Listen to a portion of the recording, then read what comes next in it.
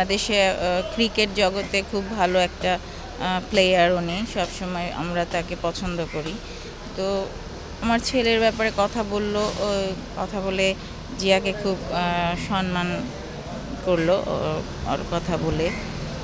তো আর আমার ছেলের জন্য সে 5 লাখ টাকা চেক দিয়েছে, এই আর কি।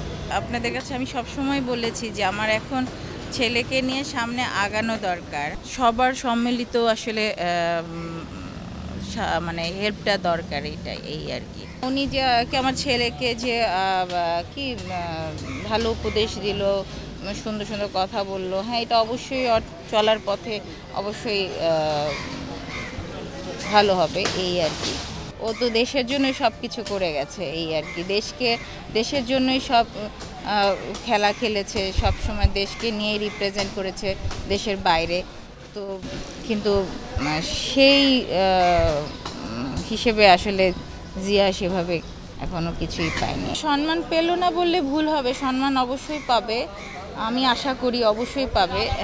কারণ এখন পরিস্থিতির জন্য কিছুটা ডিলে হয়েছে, কিন্তু অবশ্যই সম্মান পাবে। এবং আমি চাবো যে আগামী ভবিষ্যতে যারা আসবে তারা অবশ্যই সম্মান পাবে।